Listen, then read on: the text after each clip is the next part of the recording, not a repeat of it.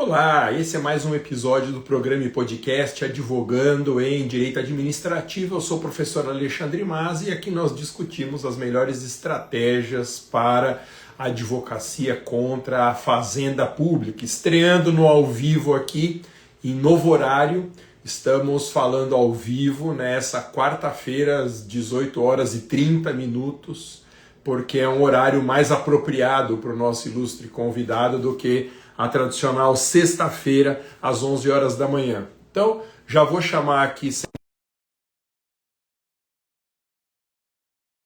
o Bolzan, que vai falar hoje sobre liminares contra planos privados.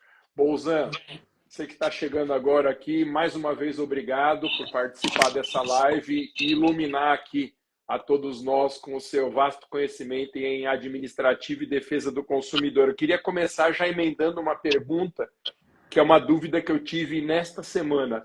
Tem algum caso em que a pessoa que tenha um plano de saúde tem que mover a ação contra o Estado e não contra o plano?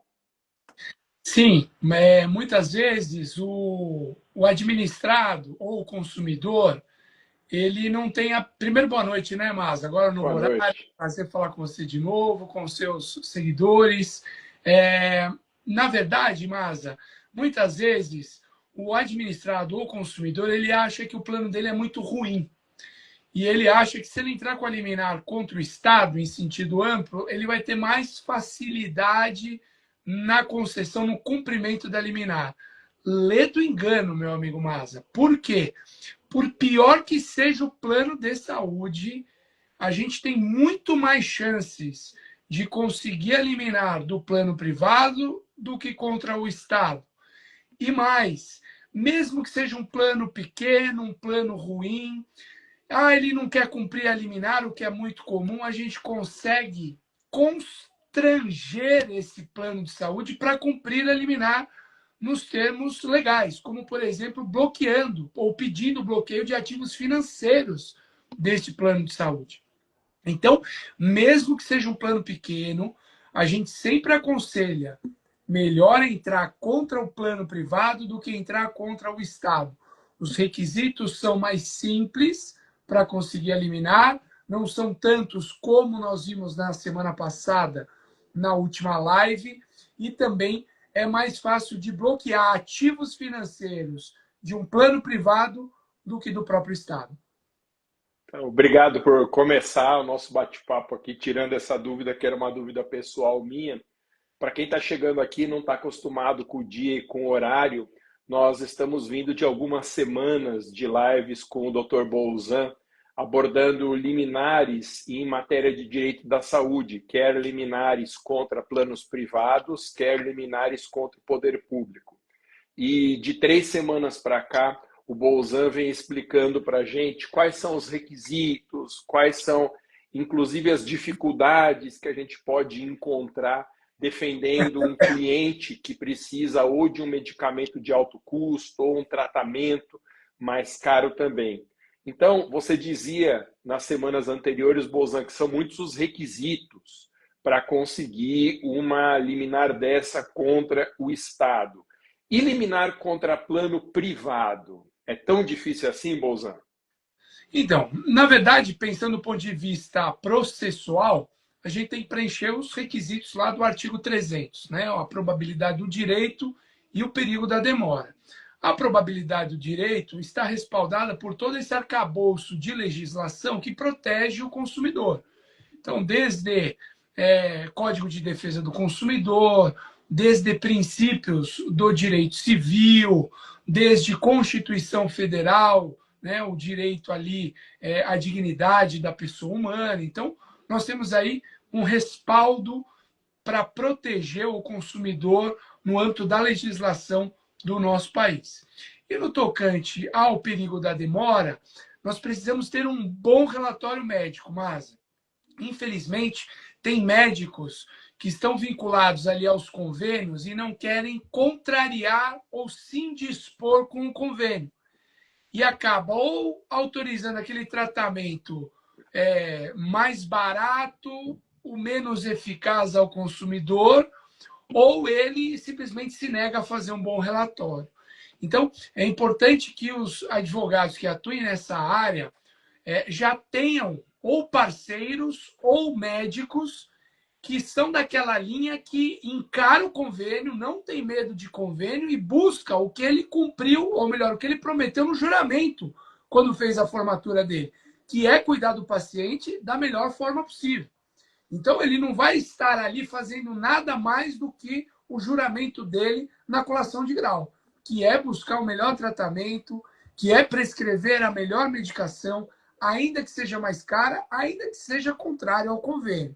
Então, eu entendo que o perículo in mora, ele é comprovado por um bom relatório médico, que coloque lá a doença, a CID, que já tentou tratamento convencional e não teve jeito, não teve melhora, por isso entrou nessa segunda linha de tratamento. Então, o relatório médico ele é fundamental para conseguir aí essa liminar, Massa. Então, Bozan, por causa dessas características que o médico tem que ter, de não ter medo de enfrentar o plano de saúde, de fazer um relatório médico que seja mais revelador da verdade, vamos dizer assim, do que aqueles que estão amarrados com planos de saúde. Você diz, então, que é mais fácil conseguir eliminar contra o Estado, então, do que contra o plano privado? Não, eu entendo que contra o plano privado é mais fácil. Para você ter uma ideia, Masa, médico do SUS que prescreve tratamento fora da lista, ele sofre até processo administrativo disciplinar. Eita. Então você veja a dificuldade de conseguir. Tem que ser um médico fora do SUS para conseguir contra o Estado.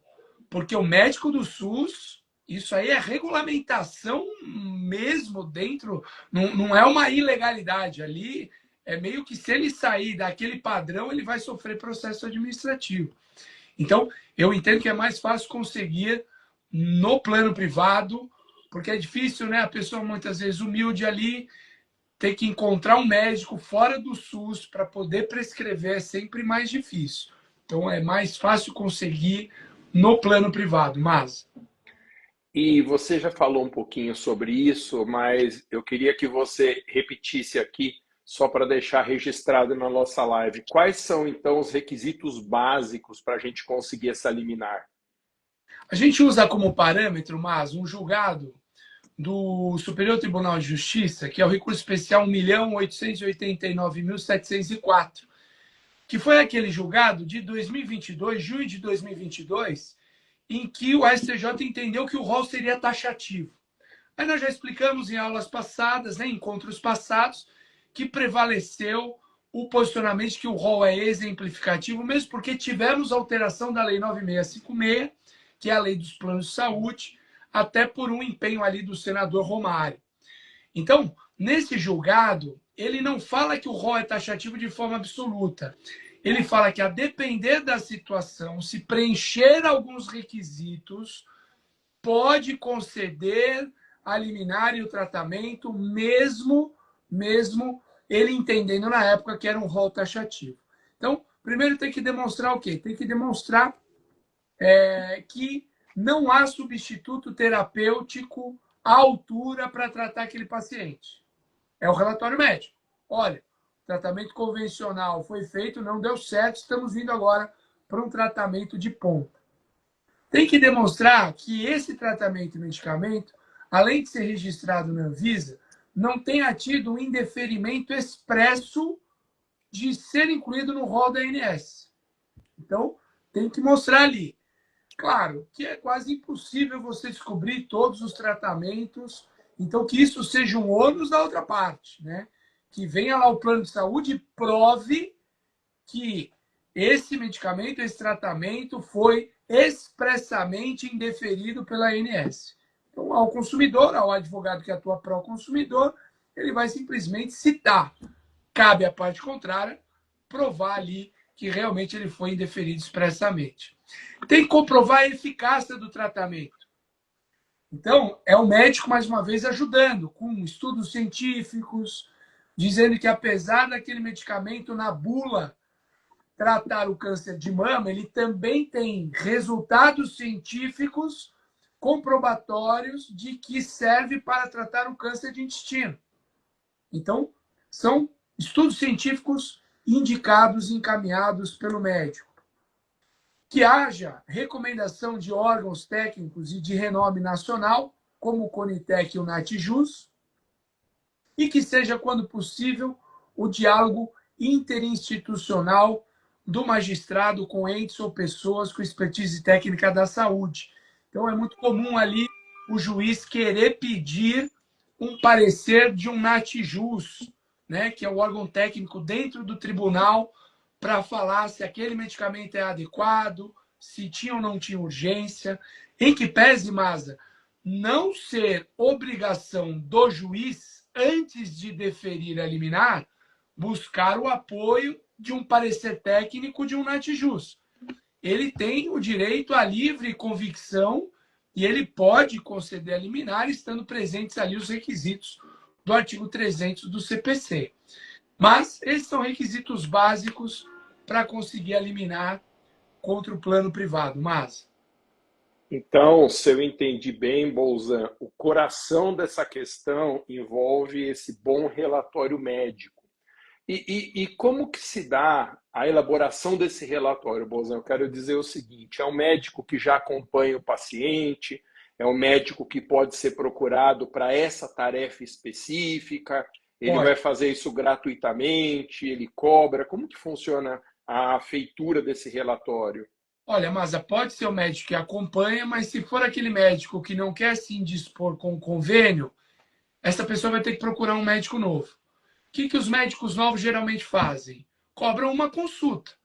Né? Eles já vão lá, o consumidor já vai com os exames, o advogado já orienta para ir com os exames previamente feitos, com o relatório do outro médico inicial, mas que agora não quer se indispor. Então ele passa por uma consulta, geralmente se cobra uma consulta, e aí a gente orienta o médico como que tem que ser feito esse relatório. Então é importante aí ter essa proximidade também entre médico e advogado, porque muitos são bacanas e pedem até para o advogado, olha, redige aí o que o senhor precisa e eu bato carimbo e assino. Mas tem outros que são um pouco mais milindrados e a gente, como operador do direito, tem que saber ali a palavra certa para conseguir o documento importante para liminar e não afetar o ego ali do grande médico. Bolzan, mais uma vez obrigado pelas suas dicas. A gente vem de uma série de lives e vamos continuar com essas lives semanais. Vamos em doses homeopáticas, Bolzan, para todo mundo ir assimilando a importância que tem esse nicho da advocacia, como que a pessoa começa a chegar para a atuação nesse nicho, qual o arcabouço de informações que ela tem que ter. Nós vamos devagarzinho ajudando também a colocar no radar dos nossos amigos advogados, das amigas advogadas, a possibilidade de atuar nesse nicho. Bolzan, mais uma vez, muito obrigado. Se Deus quiser, nos veremos na semana que vem, então, com mais uma live. Muito obrigado, Maza. Um forte abraço a você e aos seus seguidores. Até semana que vem. Valeu, gente. Até semana que vem. Tchau.